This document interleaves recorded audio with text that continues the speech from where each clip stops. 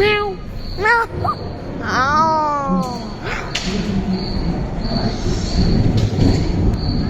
कहते हैं कि 400 साल पहले प्रचंड धूल के बवंडर से हमारे सौर जगत का जन्म हुआ। धीरे धीरे 20 करोड़ वर्ष पहले स्टोमैटोलाइट ने प्रकाश संश्लेषण के द्वारा वायुमंडल में ऑक्सीजन को मुक्त किया।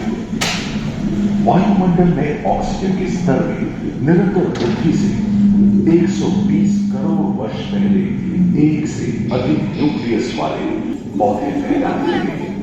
बहुत तेजी से विभिन्न प्रजातियों की गर्भवतियां विकसित हुई। यहाँ जो विशाल पक्षी दिख रही है लगभग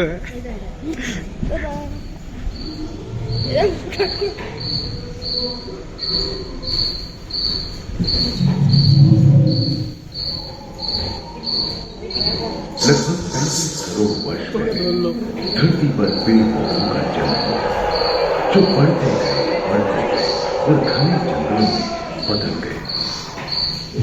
घून, मकड़े आदि पंखहीन पतंग एवं इक्तियोस्टेगा जैसे उभयचर प्राणियों का आविर्भाव हुआ। सरीसृप जैसे स्तनपायी डायमेट्रोडॉन प्रकट हुए, जिसकी पीठ पर नौका के पाल की तरह एक अंग था, जो ताप को नियंत्रित रखने में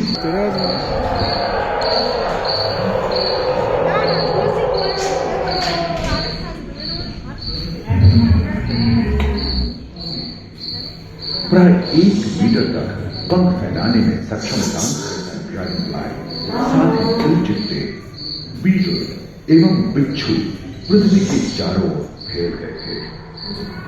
धरती में पाए जाने वाले अधिकांश कोयले कार्बोहाइड्रेट, जिन्होंने शुष्क जलवायु के साथ खुद को ढाल दिया था।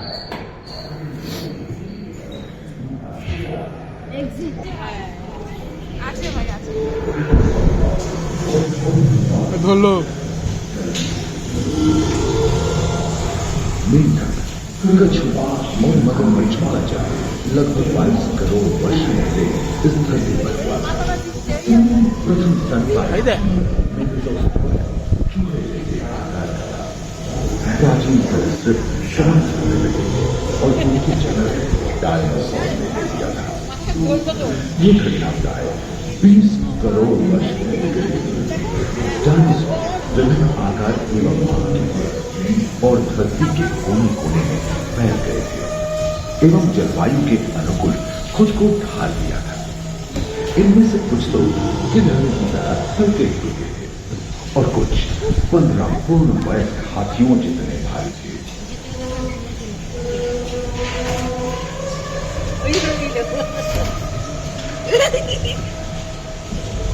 लंबा डायनासोर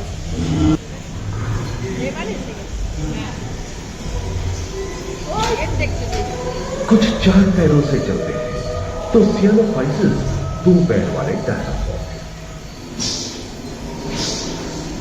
ब्रेचियोसॉरस 23 मीटर थी, जो कि एक टेनिस कोर्ट की लंबाई जितनी थी, और इनका वजन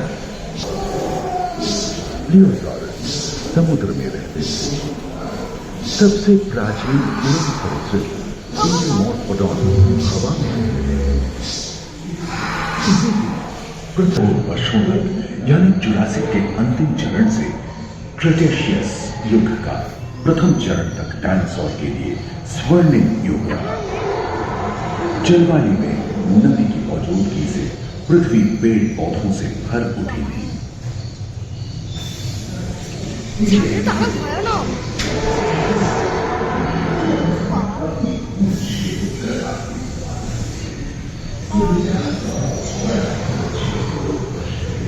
पैंजिया महादेश खंडित होने के कारण भारत एशिया की ओर खिसकने लगा था। महादेशी प्लेटों में हलचल होने से ज्वालामुखी के रूप में लावा निकलने लगी। इसके फलस्वरूप आए भूकंप से विभिन्न भौगोलिक आकार एवं आकृतियां निर्मित हुई। स्पाइनोसॉरस की पीठ पर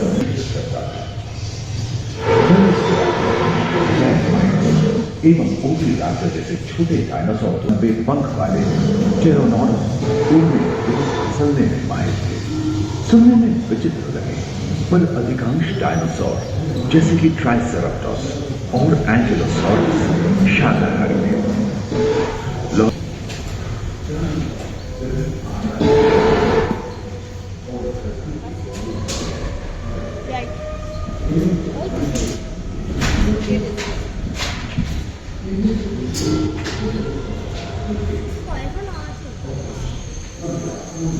भूमध्य रेखा के पास आबवा में उष्णता बनी रही, परंतु नदियां सूखने लगी थी एवं जंगल कम होने लगे थे।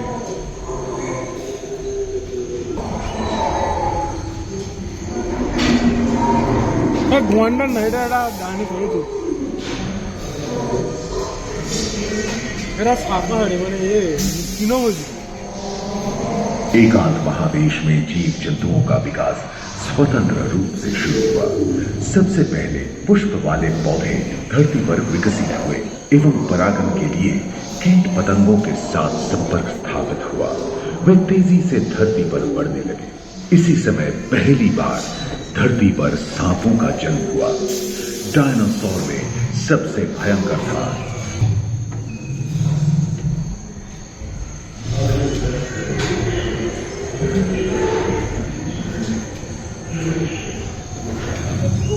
ये गाल दर्द हो जाए ना सबसे मेरा इनके हमले से बचने के लिए शाकाहारी एंकिलोसॉरस अपनी ऊंचा टकराई, जिसके फलस्वरूप उत्पन्न धूल के विशाल मेघ ने हजारों वर्षों तक सूरज की किरणों को धरती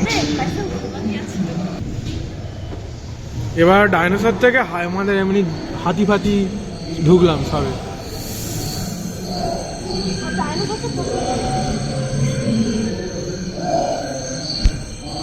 ঘোড়া ওদিকে ঘোড়া डायनासोर के विलुप्त होने के बाद দাদা তুই भूतल पर स्तनपायी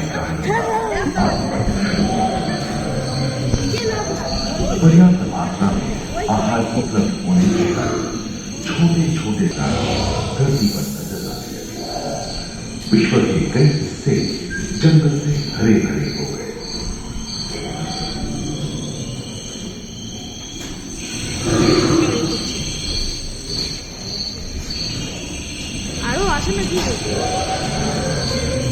এবার 200 বছর আগে 2000 বছর আগে যাও ঠিক আছে 20000 সরি डायनोथेरियम তোর মতো দেখতে पूर्वज यह हिपस की उत्पत्ति हुई, जो आज के हाथी और घोड़े में रूपांतरित। डायाट्राइमा जैसे बड़े एवं उड़ने में अक्षम पक्षी उन जगहों में रहते थे जहां मांसाहारी बड़े स्तनपायी प्राणी नहीं मिलते थे। एक एवं बंदरों का जन्म लगभग 1 करोड़ वर्ष पहले हुआ था। इस समय ही आदिम मनुष्यों का आविर्भाव हुआ। जलवायु में शीतलता आने लगी। এই ব্যাকও দেখিনি চুপ চুপ